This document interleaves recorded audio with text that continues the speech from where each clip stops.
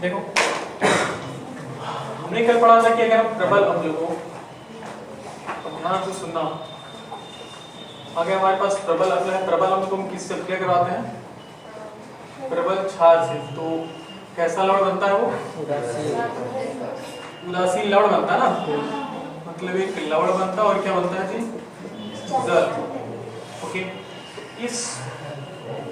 इस प्रोसेस में जो ये लवण बन रहा है कैसा होता है? ये बिल्कुल उदासीन होता है ना, ये उदासीन होता है। ओके, और अगर हम यही अभिक्रिया करवाते हैं प्रबल अम्ल को किसके साथ? दुर्बल क्षार के साथ, तो कैसा होगा ये? तो लवण बनेगा और जल भी बनेगा। लेकिन इस प्रकार जो लवण बनता है उसके लिए वो लवण कैसा होता है? वो कैसा होता है? अम्लीय होता है कि क्षारीय होता है? प्रबल अम्ल है और कैसा क्षार है? अगर दुर्बल क्षार है तो लवण बनेगा, लेकिन लवण कैसा होता है? अम्लीय। यानी कि ये लाल लिक्विड अच्छा, लाल लिक्विड पेपर को कैसा करेगा ये? नहीं यार, लाल को लाल ही रखेगा ना, जबकि अगर हम नीला लिक्विड पेपर डालेंगे तो कैसा कर देगा? क्योंकि अम्ल है ना ये, इसमें अम्ल की मात्रा अधिक होगी। अगर हमारे पास दुर्बल अम्ल है, दुर्बल अम्ल, और दुर्बल अम्ल को हम अभिक्रिया करवाते हैं किससे? प्रबल क्षार से। प्रबल क्षार से करवाएंगे तो क्या बनेगा? रिजल्टेंट वही बनेगा, लवण प्लस जल। लेकिन ये जो लवण बनेगा कैसा रहेगा? क्षारीय होगा। यानी कि नीले लिटमस पेपर को कैसा करेगा ये? नीला। नीले लिटमस पेपर को नीला ही रखेगा, लाल को नीला, जबकि लाल को क्या करेगा? नीला। तो कंफ्यूज हो रहा है। अगर हमारे पास दुर्बल अम्ल है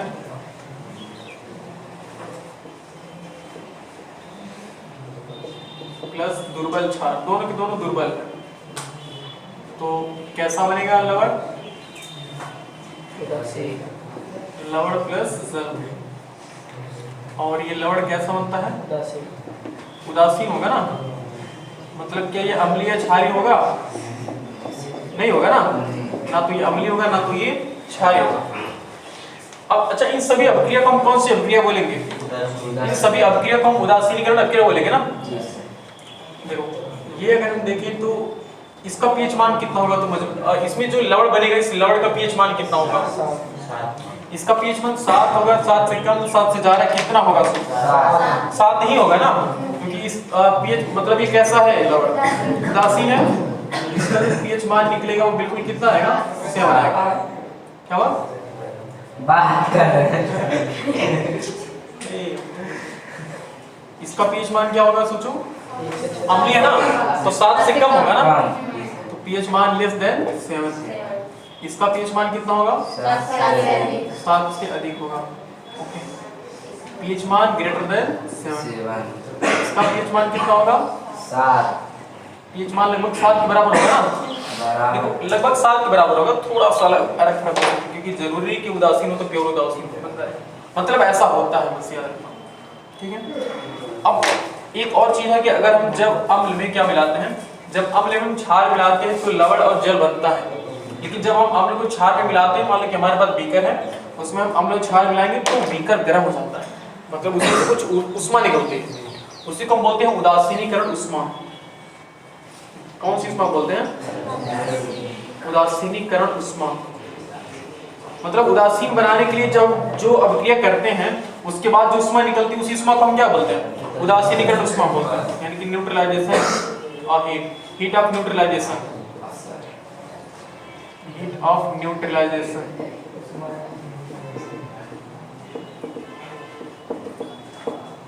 हीट ऑफ न्यूट्रलाइजेशन। देखते क्या होता है। अगर अज्यूम करो हमारे पास एक बीकर है, हमने इस बीकर में क्या क्या मिलाएंगे? हमने इस बीकर में अम्ल भी मिलाएंगे और क्षार भी मिलाएंगे। हमारे पास एक बीकर है, हम इसमें दोनों चीज मिला रहे हैं।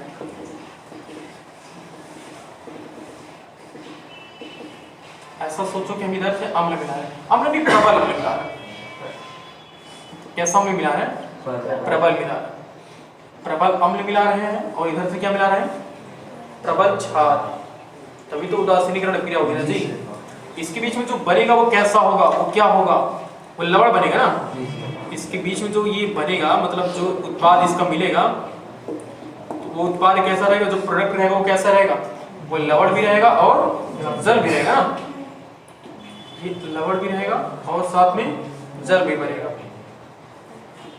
ओके, और इसमें से क्या निकलेगी, इसमें से कुछ उष्मा भी निकलेगी। समझ से ऐसा नहीं कि हम बस इसे टेम्परेचर रेड कलर से टेम्परेचर की तरह डिनोट कर रहे हैं, इसमें से क्या निकलेगी, उष्मा भी निकलेगी। उष्मा भी निकलती है मतलब हीट निकलती है, यानी कि अगर तुम बीकर को टच करोगे तो बीकर क्या होगा, बिल्कुल गर्म हो जाएगा। अब अगर एक कंडीशन है हमारे पास, अगर प्रबल क्षार है और प्रबल अम्ल, तो अभिक्रिया खूब अच्छे से होगा ना। सोचो भाई दोनों प्रबल है, अगर कुश्ती में दो पहलवान बिल्कुल एकदम एक बराबर के टक्करे आ गए और दोनों जबर है तो कैसा होगा, कुश्ती सबसे एक नंबर की जाएगी ना। सिमिलरली होगा प्रबल क्षार प्रबल अम्ल, दोनों में लड़ाई शुरू, घमासान लड़ाई, उष्मा खूब निकलती है। और ये उष्मा तकरीबन होती है, उष्मा इसकी होती है तकरीबन -13.7 किलो कैलोरी। कितनी उष्मा तक होती है ये, लगभग 13.7 किलो कैलोरी होती है। अगर दोनों प्रबल हैं तो अगर इनमें से कोई प्रबल है कोई दुर्बल अगर निकल गया तो क्या अभिक्रिया अच्छे से हो पाएगी जी, बोलो। अगर इनमें से कोई भी एक प्रबल कोई भी एक दुर्बल निकल गया तो अभिक्रिया अच्छे से नहीं होती है ना, मतलब प्योर लवण नहीं बन पाता ना, अच्छे से लवण नहीं बन पाता। अगर हमारे पास आगे एक दूसरा भी कर लेते हैं, आगे नहीं हम दूसरा बीकर रख लेते हैं, और इस बीकर में क्या क्या मिलाएंगे, एक तरफ से हम क्षार मिलाएंगे और एक तरफ से अम्ल मिलाएंगे। अब दोनों में से कोई कोई एक क्या रहेगा, हाँ कोई कोई एक दुर्बल रहेगा। ये अम्ल है और इधर से क्या मिलाएंगे, इधर से क्षार मिलाएंगे।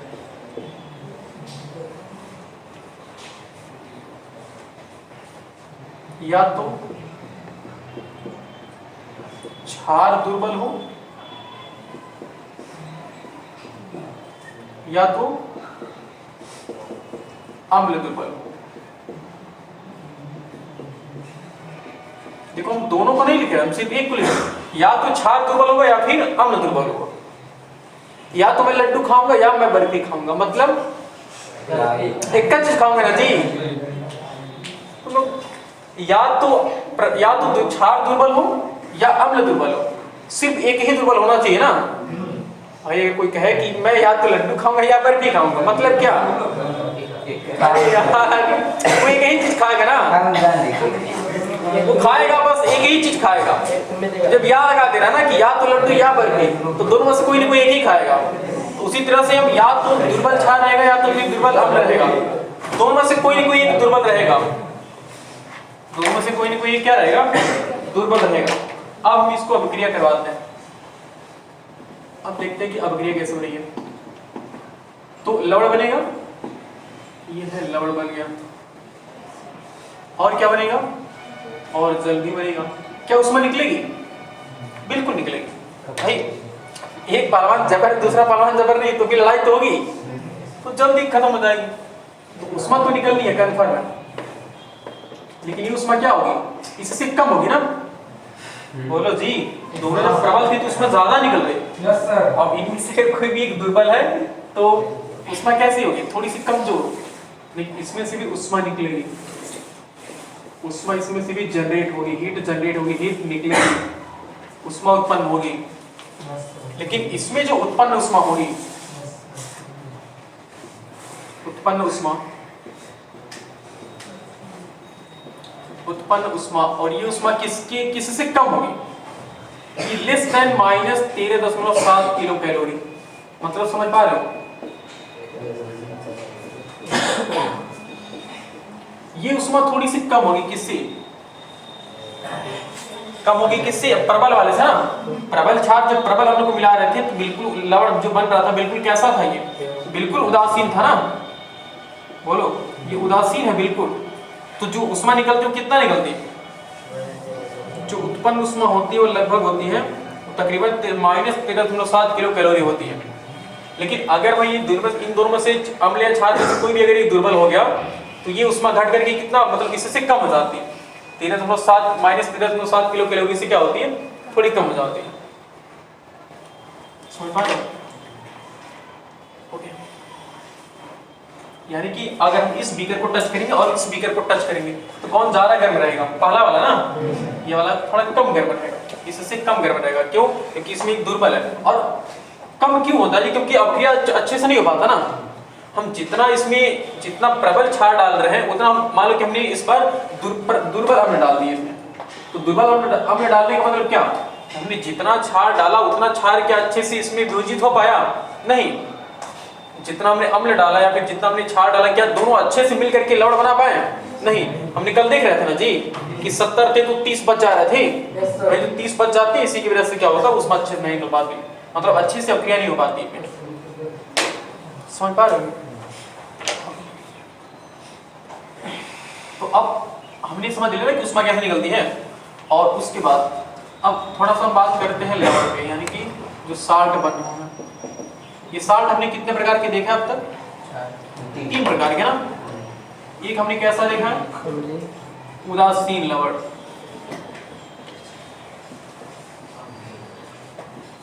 और कैसा लवण? अम्लीय लवण, अम्लीय लवण, और कैसा? क्षारीय लवण।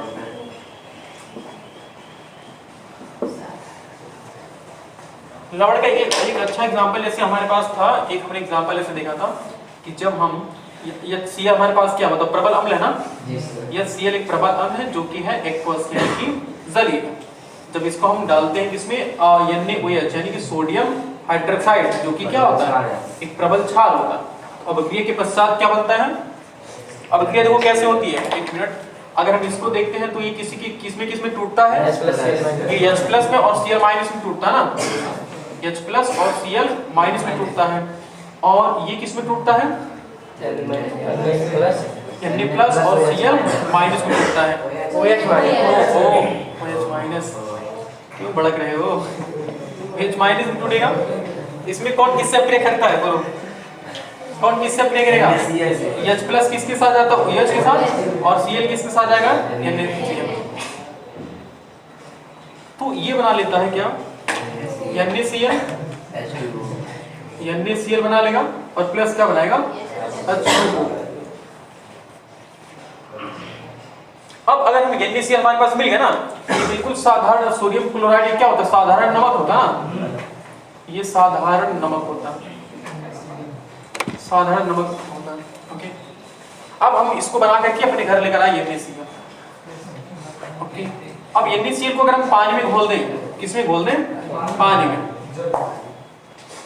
चलिए भाई जल में घोल दें, पानी में नहीं, जल में घोलते हैं तो ये अपने आयनों में टूट जाएगा ना। अपने आयनों में टूटने का मतलब ये होता है कि ये Na+ में और किसमें टूटेगा? Cl- अपने आयनों में टूट जाता है। और अपने आयनों में टूटने की वजह से, अच्छा एक बात बताओ, ये Na+ कहां से मिला था? अम्ल से मिला था कि क्षार से मिला था? Na+ कहां से मिला था हमें? क्षार से मिला था कि अम्ल से मिला था? जो प्लस वाला वो किससे मिला था? क्षार से। और जो माइनस वाला वो किससे मिला था? अम्ल से। तो जो क्षार वाला है वो अम्ल नहीं, जो प्लस वाला वो क्षार से मिला था, जो माइनस वाला वो किससे मिला था? अम्ल से। थोड़ा कुछ उल्टा लग रहा है। तो जो अम्ल से मिलता है उसको हम अम्लीय मूलक बोलते हैं, जो क्षार से मिलता है उसको हम क्या बोलते हैं? क्षारीय मूलक। तो इसमें से बताओ Na+ कौन सा मूलक है? अम्लीय मूलक कह रहा है यार, क्षारीय मूलक है। Na+ कहां से मिल रहा है? NaOH से मिल रहा है ना, तो यह है क्षारीय मूलक, क्षारीय मूलक। और Cl- क्या है? अम्लीय मूलक। समझ पा रहे हो ना ये? बोलो। अगर हमारे पास एक है, एक जैसे एक लवण था ना जी, अगर एक लवण हमारे पास है ZnCl2, बताओ लवण है कि नहीं है? बोलो जी, हमने पढ़ा ना अभी, जब किससे अभिक्रिया कराते हैं? हाँ, जैसे कि हमारे पास HCl, जब हम HCl को अभिक्रिया करवाते हैं किससे, HCl को हम ZnOH का होल्ड वाइज से अभिक्रिया करवाएंगे तो क्या बनेगा, ZnCl2 बनेगा ना, ZnCl2 प्लस H2 बनेगा ना जी। तो आखिर ZnCl2 क्या एक लवण है कि नहीं है। अब ZnCl2 को देखते हैं कि कौन कैसा है, बस ये याद रखना था, अगर प्लस है तो क्षारीय होगा, अगर माइनस है तो कहां से मिलेगा वो, अम्ल से मिलेगा। तो अगर हम ZnCl2 को हम पानी में घोलते हैं यानी कि जल में घोलते हैं तो ये अपने आयन में टूट जाएगा ना, अपने आयन में टूटने का मतलब कि Zn प्लस और प्लस Cl माइनस में टूटेगा। अच्छा Zn2 प्लस होता ना जी, Zn2 प्लस और 2 टाइम्स ऑफ Cl माइनस, ऐसे होगा ना। इसका मतलब ये है कि कौन इसमें से हम किसको अम्लीय मूलक किसको क्षारीय मूलक बोलेंगे, जो Zn2 प्लस इसको हम क्या बोलेंगे, क्यों, क्योंकि क्षार से प्राप्त हुआ ना, इस वजह से हम बोलेंगे क्षारीय मूलक है, क्षारीय मूलक है। और Cl माइनस को हम क्या बोलेंगे, अम्लीय मूलक, इसको हम बोलेंगे अम्लीय मूलक। तो यहां से एक चीज देख पा रहे हो कि NaCl हो चाहे जैसा लवण हो, अगर लवण है तो उसके पास आयंस है कि नहीं है। अब इसी आयंस होने की वजह से क्या होती है, उसमें विद्युत धारा प्रवाहित होती है, लवण के जलीय विलयन में विद्युत धारा प्रवाहित हो सकती है, क्योंकि इसमें देखो आयंस होते हैं। समझ में आ रहा जितना बताया है, हाँ नहीं तब नहीं तब नहीं होगा, थोड़ा सा ध्यान दो इस चीज को। अब शांत रहो, ये सुनो, ये टॉपिक है, इसके बाद हम पढ़ेंगे लास्ट टॉपिक अम्लों का, मतलब अम्लों को बनाने यानी कि फॉर्मेशन ऑफ सॉल्ट पढ़ेंगे, उसके बाद ये चैप्टर हो जाएगा खत्म। मतलब 2-3 साल और चीजें, हाइड्रोजन आयन सांद्रण, इसको इंग्लिश में क्या बोलेंगे, हाइड्रोजन, बातें नहीं, यहाँ पर मत बात करो, हमसे बात करो, हमसे बात करने का मतलब क्या है, पूछो हमसे। हाइड्रोजन आयन सांद्रण, तो अच्छा बताओ हाइड्रोजन आयन अधिक होगा तो क्या होगा, विलयन कैसा होगा, जानते हो, अम्लीय। और हाइड्रोजन आयन की सांद्रता कम होगी तो कैसा होगा, क्षारीय होगी। मतलब अगर हम हाइड्रोजन आयन सांद्रण देखें तो हमारे पास जो विलयन होता है, हम जनरली क्या खोजते हैं, उस विलयन में क्या क्या कौन-कौन से आयन होंगे, उस विलयन में हाइड्रोजन आयन की सांद्रता होगी और हाइड्रोक्साइड आयन की सांद्रता होगी। और हम ये जानते हैं अगर किसी विलयन, अच्छा दोनों को मिला करके सांद्रो, हाइड्रोजन आयन की सांद्रता और हाइड्रोक्साइड आयन की सांद्रता, दोनों का गुणनफल कितना होता है, 1 × 10⁻⁷ होता है ना, -14 होता है, -14 क्या मोल प्रति लीटर, मतलब 1 लीटर विलयन में कितने होते हैं टोटल मिला करके, 10⁻⁻14 क्या होता है, दोनों का गुणनफल होता है ना।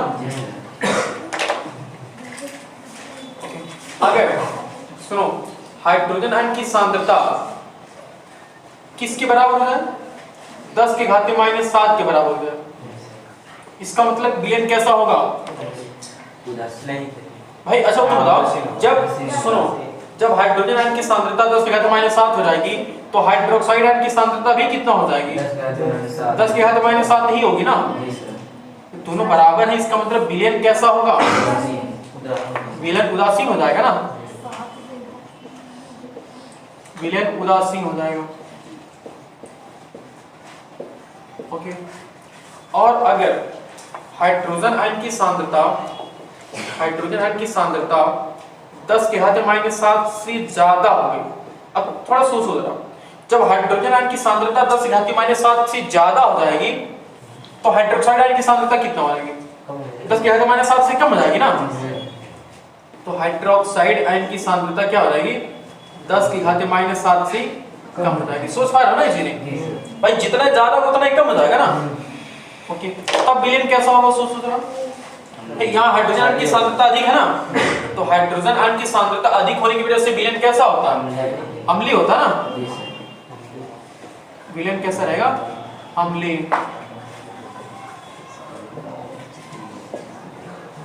ओके। और तीसरा देखो, अगर हाइड्रोजन आयन की सांद्रता क्या है, कम हो जाएगी इससे 10 की घात -7 से, और हाइड्रोक्साइड आयन की सांद्रता कितनी बढ़ जाएगी ना इससे, हाइड्रोजन की सांद्रता किससे बढ़ जाएगी 10 की घात -7 से। तो इस केस में क्या होगा, इस केस में विलयन क्षारीय हो जाएगा।